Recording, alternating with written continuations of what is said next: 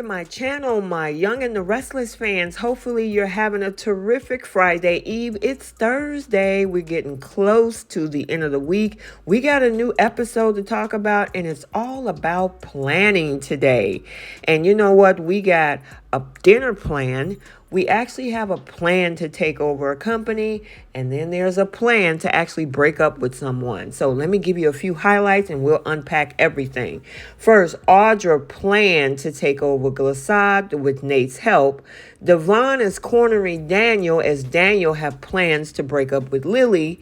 And then Summer and Chance have their lunch date and they plan for a proper dinner date. So without any further ado, let's talk about what went down in Genoa City in this January 25th episode.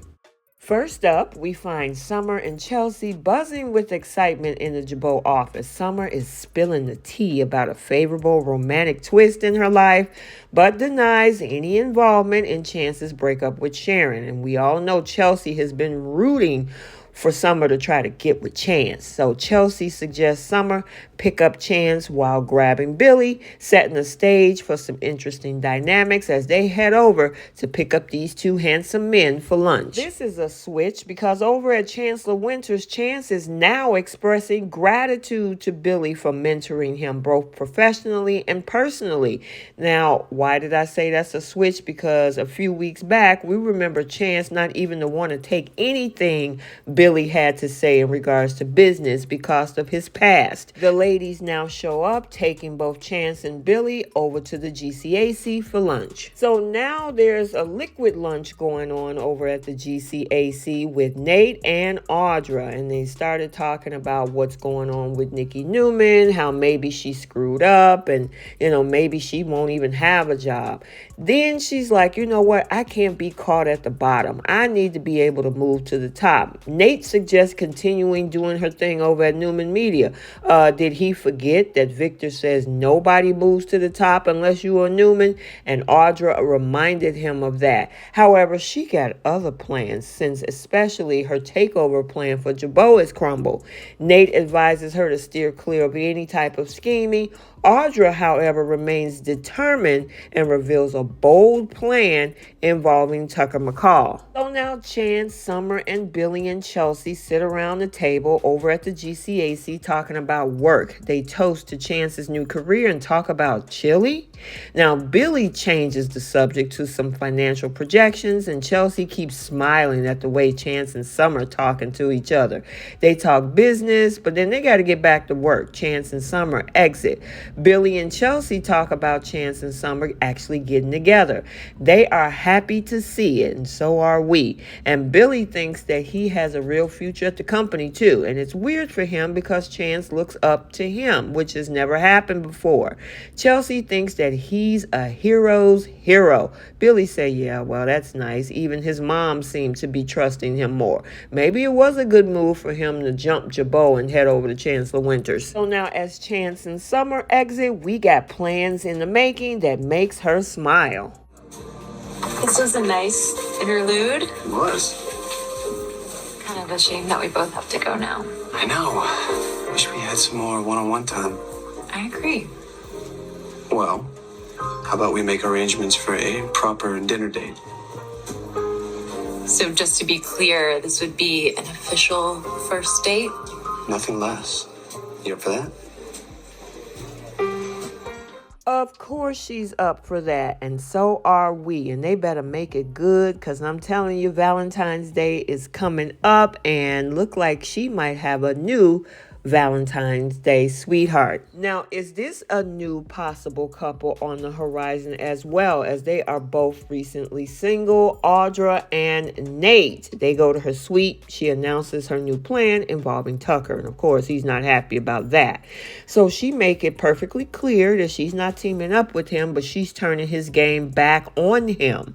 Now, she's going to get control of Glissade and wants Nate to help her. Now, he said, why would I be interested, just as I'm getting back in with my family. She points out that he will never get any further in that company. He's already lost in the shuffle. Nate doesn't see it that way, but she says that they could work as equals and beat Tucker at his own game. I honestly don't think he's going to be on equal footing over at Chancellor because they don't 100% trust him just of yet. At the same time, I don't see her being equal with him over at Glissade because she can't be trusted herself. She decides to sit on her lap and ask if he can see the potential. Yeah, she's definitely showing him potential. Now, over at Society, Abby notices that Devon is distracted. He can't stop staring at Daniel and Heather. They both think that they have a little bit more than friendly vibe and suspect something is going on. He knows that Heather was the love of Daniel's life, and he's not sure how serious things are with his sister and Daniel, but they live in the same building. Now, Devon just hopes he's not playing games with Lily's emotions. And as they keep staring, Abby suggests, look, leave it alone and just let it play out. Whatever's going on will happen whether they get involved or not. However, Devon, he doesn't want to leave them to resolve this on their own. She changes the topic back to her joining the board. So now over at their table, Heather asks Daniel if he's feeling uncomfortable with Devon and Abby over there. And she says, look, we didn't do anything wrong. He doesn't think that they can say that after what they did at his place. And he makes it clear that he doesn't regret, though, what happened between the two of them. Now, they agree that what they share is wonderful, and he can't say that it doesn't feel like it's meant to be. Now, of course, Heather wonders if or how they're going to move forward. Part of him has this conflict because he doesn't want to be the guy that cheats. I think that ship has sailed. Now, she urges him to think of himself as someone getting back what he's lost. He'd given up on hope and getting back to this, ensured that she moved on, though. And, of course, Lily helped him move on through this. Now, she asks if he shares the same magic with Lily. He's worried about whether they can be together again without screwing it up because neither of them could survive it. Now, Heather thinks that they can still get back the future that they had as a family. Sometimes he believes it, but he worries about hurting Lily and needs to talk to her before Devon can.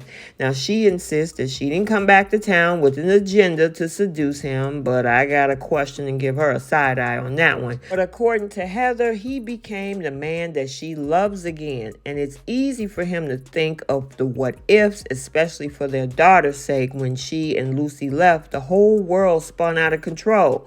Walking away from him, according to her, was the hardest thing she ever had to do. And he was left wondering how he could be better and make it up to her. Now, she tells him that they can be magic again if they give themselves a chance. She put her hand on his and says that what they had was really never lost. He laughs and can't believe that this is happening. Of course, Devon is watching. He cannot move forward until Lily knows, so he thinks that he should go out to California to tell her face to face. And she reached out to him saying, you and me finally. Daniel decided to cross over to Devon and ask if they can speak in private. So what's up? I just want to clear the air and make sure that there's no misunderstandings. No misunderstandings? I hope you're going to tell me that I'm reading more into what I'm seeing between you and Heather than there really is. No, I'm afraid not. Look, man, what's happening with me and Heather, this wasn't planned. You know, we weren't expecting this, but this is real. It's great. It's great. That's nice. I guess I'm caught between appreciating you coming clean and wanting to hit you for cheating on my sister. Take a swing at me, you go out. I'm not going to fight you back. I'm gonna hit you.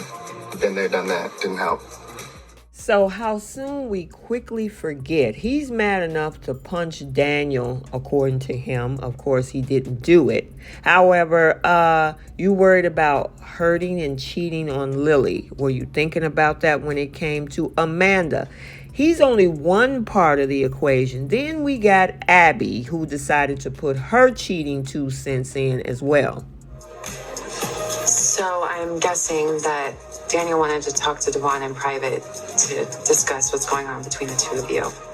He's worried that your getting back together will break his sister's heart. Is he right? Part of what Abby is saying that they need to stay out of it and it's between the three of them, she's absolutely correct, especially since of the situation of how they began. But let's continue.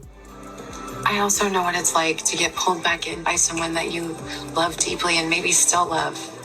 But it is wrong to take advantage of that history at someone else's expense. And I really hope that's not what's going on here.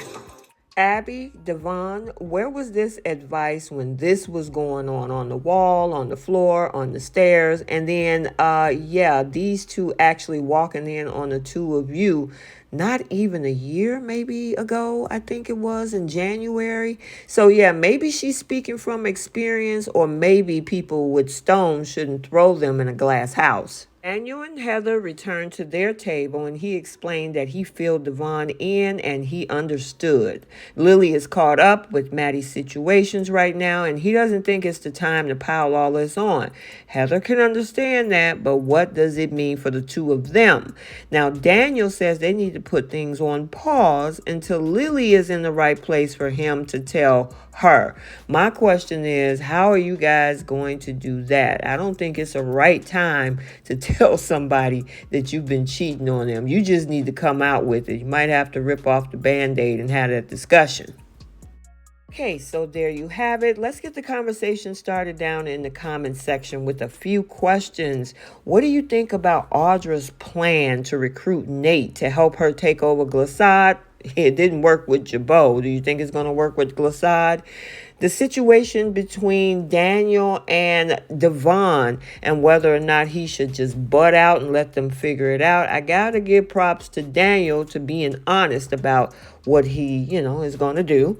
And in regards to Summer and Chance, I can't wait till their next official date. Let me know your thoughts. Also, stick around for the bold and the beautiful recap. We still have Lee and Poppy at it. This whole argument is going to escalate. There's some conversation that RJ is going to have with Luna about her past. Could it mean something related to paternity? We'll have to see. And then make sure you like, comment, and subscribe. Turn on your notifications so you'll be notified every time a video is posted. And until the next one, we'll see you guys soon. Bye.